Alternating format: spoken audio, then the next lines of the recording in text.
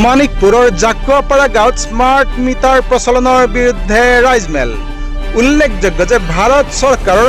কেন্দ্ৰীয় শক্তি মন্ত্ৰালয়ৰ নিৰ্দেশত ভাৰতবৰ্ষৰ বহুতো ৰাজ্যত ইতিমধ্যে স্মাৰ্ট মিটাৰ প্ৰচলন কৰা হৈছিল আৰু স্মাৰ্ট মিটাৰ প্ৰচলনৰ পিছতেই স্মাৰ্ট মিটাৰৰ বিৰুদ্ধে বিভিন্ন আখোৱাৰ অভিযোগ তুলি ইতিমধ্যে কেইবাখন ৰাজ্যৰ জনসাধাৰণে প্ৰতিবাদ চলাই থকা দেখা গৈছিল আৰু আমাৰ অসমতো এই স্মাৰ্ট মিটাৰ ব্যৱহাৰৰ পিছতেই উপভোক্তাসকলে স্মাৰ্ট মিটাৰৰ বিৰুদ্ধে বিভিন্ন অভিযোগ তুলি লগতে বিদ্যুৎ মাচুল বৃদ্ধি হোৱা বুলি ইত্যাদি বিভিন্ন অভিযোগ তুলি ইতিমধ্যে স্মাৰ্ট মিটাৰৰ প্ৰচলনৰ বিৰুদ্ধে আন্দোলন গঢ়ি তোলা দেখা গৈছিল আৰু আজি বঙাইগাঁও জিলাৰ মানিকপুৰ আৰক্ষী থানাৰ অন্তৰ্গত যি জাকুৱাপাৰা গাঁৱত এই জাকুৱাপাৰা গাঁৱৰ ৰাইজ ওলাই আহি এখন ৰাইজমেল অনুষ্ঠিত কৰে আৰু তেওঁলোকে এই ৰাইজমেলত তেওঁলোকৰ স্মাৰ্ট মিটাৰ প্ৰচলন কৰাৰ ফলত যি অসুবিধাৰ বা বিদ্যুৎ মাচুল ইত্যাদি বৃদ্ধি হৈছে সেই বিষয়ে আলোচনা কৰে আৰু তেওঁলোকে এই সম্পৰ্কত ইতিমধ্যে কি কাৰ্যসূচী প্ৰতিবাদী কাৰ্যসূচী ল'ব এই সম্পৰ্কে আলোচনা কৰে। আমাৰ নিউজ টাইম 3 দৰ্শকসকলে দেখি আছে বঙাইগাঁও জিলাৰ মানিকপুৰ আৰক্ষী থানাৰ অন্তৰ্গত জাকুৱাপাৰা গাঁৱত আজি আবেলি অনুষ্ঠিত হোৱা ৰাইজমেলৰ কিছু দৃশ্যাংশ।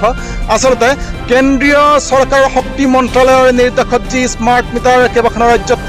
প্ৰচলন কৰা হৈছিলে আৰু লগতে অসমতো প্ৰচলন কৰা হৈছিলে আৰু এই স্মাৰ্ট মিটাৰৰ প্ৰচলনৰ ফলত যি অসুবিধাসমূহ ৰাইজে মুখামুখি হৈছিলে এই অসুবিধাসমূহক লৈ আজি জাকুৱাপাৰা গাঁৱৰ ৰাইজ ওলাই আহি তেওঁলোকে এখন ৰাইজমেল অনুষ্ঠিত কৰে আৰু এই ৰাইজমেলতে তেওঁলোকে স্মাৰ্ট মিটাৰক লৈ যি অসুবিধা বিদ্যুৎ মাচুল বৃদ্ধি ইত্যাদি বিভিন্ন বিষয়ে আলোচনা কৰে আৰু তেওঁলোকে এই ৰাজহুৱা সভাতেই তেওঁলোকে প্ৰতিবাদী কাৰ্যসূচী পৰৱৰ্তী পৰ্যায়ত কি ল'ব এই সম্পৰ্কে বিভিন্ন কাৰ্যপন্থা হাতত লয় আৰু বিলবিলাক মানে অত্যাধিক হৈ আছে দিনক দিনে।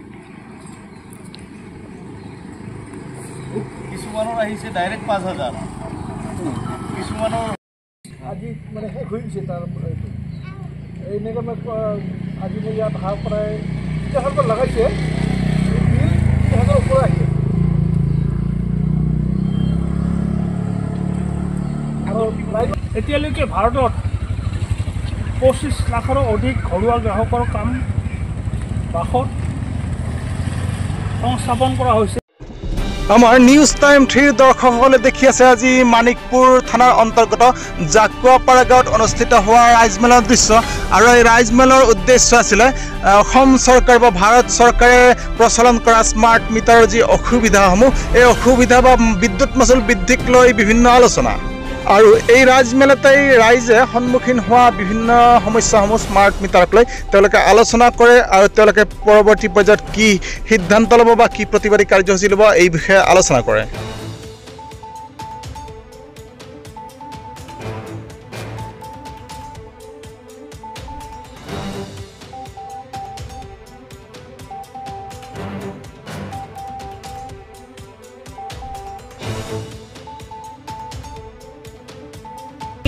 জেলা নতুন মিটার মোর লাগাল নতুন মিটার মোর জানুর ৮,০০০ আইছি বলে মই তো গরিব মানুষ দিবা নরং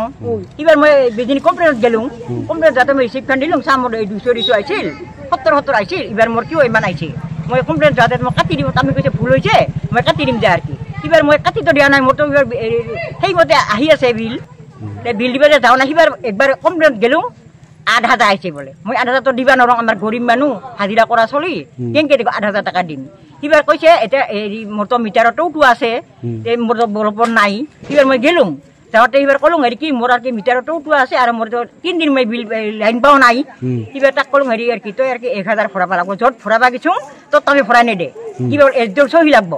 এবার এসডিওর সহি গো আনবা যাওয়াতে মই নাজানো ক'ত বা এসডিওর সহি ল'ব লাগে এবার বুঢ়াৰী গত কলম যাতে আর কোন ঠাই ল'ব লাগে বাইদেউ গতে কৈছে হাইটাতে লো আর কি সহি এবার তাই এটা সহি মারাতে ১,০০০ টাকা ফরাইছে তো ৮ মাহত ৮,০০০ টাকা মাহে মাহে ফরাল গিয়ে তোর কাটকুট হব সেনেকে কৈছে মই তো ফরাবা নরম মাহে মাহে মই কন্টিনিউ ১,০০০ ফরাবা কৈছে। আমাৰ সমস্যা এইটো হৈছে যে এই নতুন যিটো মিটাৰ আহিছে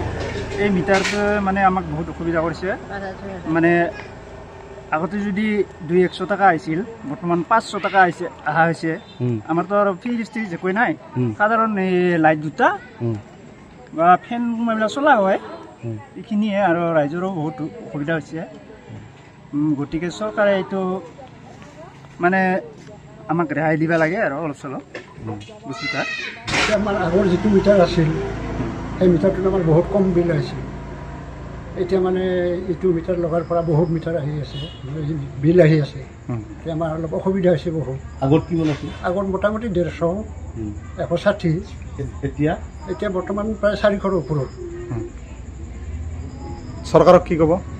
চৰকাৰে এইটো মানে বন্ধ কৰিব লাগে আৰু চিন্তা নালাগে মানিকপুৰৰ পৰা উদয়নাথৰ প্ৰতিবেদন নিউজ টাইম 3